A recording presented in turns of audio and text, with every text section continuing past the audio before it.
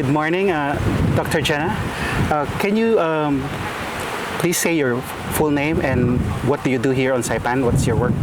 Sure. I'm Dr. Jenna Kong. I'm one of the internal medicine doctors at CHCC Hospital, and I've been working here since I moved to Saipan in September of 2020. I just want to touch back on your adventures back in 2024, specifically at the latter end of the year when you hiked the Annapurna Trail. Can you talk about that adventure and why did you do it? Sure thing. So at the end of medical school, I did my first multi-day trek to Machu Picchu in Peru.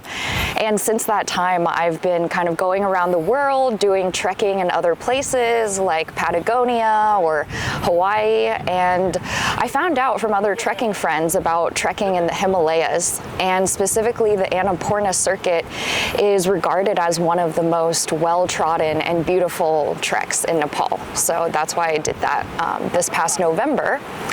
And I chose the season because that's a really good time of year where you have really clear views of the Himalayas and you get nice weather, there's not much rain. So what did it entail? How many miles and how many days did you have to trek it?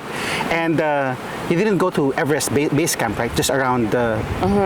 Sure. So the Annapurna Circuit, it's a round trail. Most people do it counterclockwise. It's 145 miles total, and it can range anywhere from 12 to 20 days to do the entire trek. My particular group, we did it in 14 days. And it goes to a peak of 5,400 meters, which is about the same elevation that Everest Base Camp goes to. The Annapurna Circuit, you do this round loop and you get really stunning views of the entire Annapurna range in the Himalayas. Was it hard? And did you have to acclimatize yourself before doing that circuit? Yeah, so because of my previous trekking experience, I did Kilimanjaro last year as well. I'm sorry, year before last. And because Kilimanjaro goes up to almost 6,000 meters, this one I found to not be too bad in terms of the acclimatization. Also the fact that we're doing it over 14 days gives us many days to acclimatize. So I didn't find the acclimatization an issue at all. What was hard about it was just the fact that it was so long, that it was 2 weeks of trekking every single day. So it's a mixture of trekking at the same time doing touristy stuff, right? Who were you with? What group did you join in doing this? Yeah, sure. So there's so many different trekking companies in Nepal. I picked one and I joined a group of 2 other solo trekkers. So it was just a group of the 3 of us. Okay. And how was the cold? Did you have to do a lot of layering? And then how was your diet there? Did you get to enjoy, aside from the trek, did you get to enjoy the local culture, the sights and sounds of Nepal? Oh yeah, absolutely. So our trek, it starts in Kathmandu, which is the capital. We spend a couple of days acclimating to the altitude in Kathmandu, which is 1,400 meters. So during that time, I got to kind of explore Kathmandu, try some typical Nepali food. And then throughout the trek, you know, we're walking through local villages and towns, so you really get a taste of what the local life is like. We see them, you know, with their herds of yaks or Kashmir goats. And it was really cool to see the donkey trains and the yak trains kind of moving between towns and villages, because that high, there's no more cars or scooters, and they use animals to transport everything. And as for the food, on the trek, I was eating mostly vegetarian diet, which I actually found to be quite healthy and energetic. And since coming back even, I've still not been eating any red meat. Wow, so you made a transition after that. Yeah. So protein doesn't really factor a lot when you're doing all those climbs? I mean...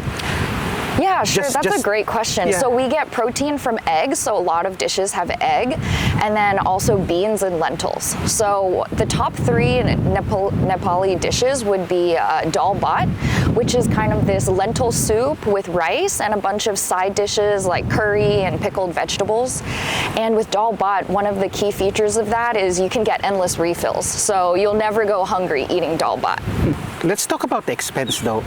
Sure. How much did it cost you to go there, and what are the requirements visa-wise and, of course, fitness-wise if you want to do this trail? Yeah, great question. So first off, cost, well, you have to fly to Kathmandu, but the trek itself, it costs about $1,000 for mine, which is a really, really good price, and that's standard because it includes all 14-day guide for the trek, 3 meals a day, wow, and cool. accommodation. Oh, wow. And we're staying at tea houses or guest houses. Yeah, I know, yes. And it's basically like, you know, Airbnb or guest houses where you have beds in the room. Sometimes you have private bathroom in the room. Sometimes it's communal, shared. And there's usually always Wi-Fi and hot water to shower. Wow. So it's pretty nice trekking conditions. And if you want to add a porter who can carry Your stuff? carry your stuff, that's an extra $200. So For the whole trip? yeah, for the entire trip. So trekking in Nepal is pretty affordable compared to anywhere else in the world.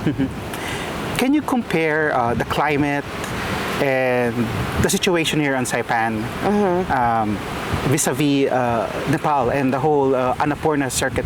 Yeah, absolutely. So that's one of the cool things about the trek is just all the changing landscapes you get to see. So we start out in kind of a jungle setting similar to Saipan. Everything's very lush, very green, lots of flowers. We were seeing monkeys, deer, and then as you start to go up, you get ever less plants and wildlife, and you start seeing more kind of forest. We were there during autumn, so we could see a lot of the birch trees losing their leaves.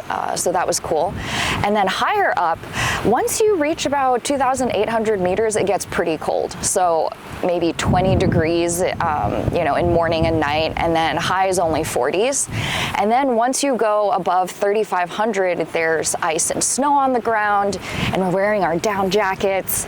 But our trekking company gives us sleeping bags that are proof for -15 and extremely thick down jackets. So we're very well prepared with gear. Okay, changing gears, can we talk about what brought you to Saipan and Sure. what do you think of the island so far and the people? Yeah, what brought me here was I got a job here, as I stated, and I just love the island life. So I've been traveling since college, end of college, and I noticed that I've just been traveling to island after island, and I realized I just love the island life. So I kind of made it happen by moving here, and it was the best decision I ever made. I love living in Saipan. I love the community here. I love, you know, all my friends, the patients that I serve, the nurses, my work colleagues. Everything's really ideal here.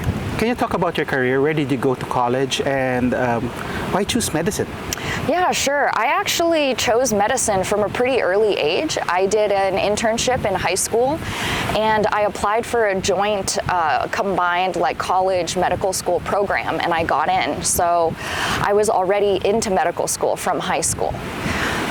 And I went to college at Rice University in Texas, and I did my medical school at Baylor College of Medicine, also in Houston, Texas. Oh, all in-state, okay. Yeah. And can you talk about your role at Run Saipan and what does it entail? You're part of the running group, right? Yeah. I have joined Run Saipan since its inception in 2021 as the vice president. And the reason for that is I've been a pretty regular runner since medical school. I've participated in 3 marathons, a lot of half marathons, and running is pretty much always going to be a part of my life. So I was really excited to join the premier running organization in Saipan. And probably a follow-up question. How important is running, or in your case when you went to the Annapurna Circuit, hiking for everybody's health? Yeah, it's so important. You know, maintaining that regular cardiovascular fitness, I think that's one of the most important things that can make sure you live long and healthy. As for the Annapurna Circuit, you do have to have a pretty good level of fitness to be able to do it, because we are hiking, you know, maybe at least 10 miles a day, and a lot of it is going up, then going down. So yeah, it's super important to me. Running, hiking, general cardiovascular fitness. since we're in that line of questioning, can you name your favorite hiking spots or running spots here on Saipan? Yeah, sure. I like running on Beach Road over at American Memorial Park. And if I want to do some elevation training, then I would go from like last command post and run up to Suicide and back. Oh, wow. Yeah. How about here, Tapochao? Tapochao, I don't really come here just because of the roads and yeah, the driving here can be a little difficult. Okay. Yeah. Oh, last question. What's your message to the CNMI community, which has embraced you since coming here 2 years ago, right? Or 3 years ago? 2020, actually. Okay, 4 years ago. Yeah. Wow. What's your message to them, Doc? Yeah, my message is I love CNMI. I love being a part of the community here, and I hope that everyone can check out Run Saipan's website. And you know, at the start of the year, we have a lot of this renewed like energy, and I'm hoping that people can start to join our club and run and hike and do everything active this coming year. Okay. Thank you, Yeah. Doc, and thank you for being our guest in this interview for Mariana's Press.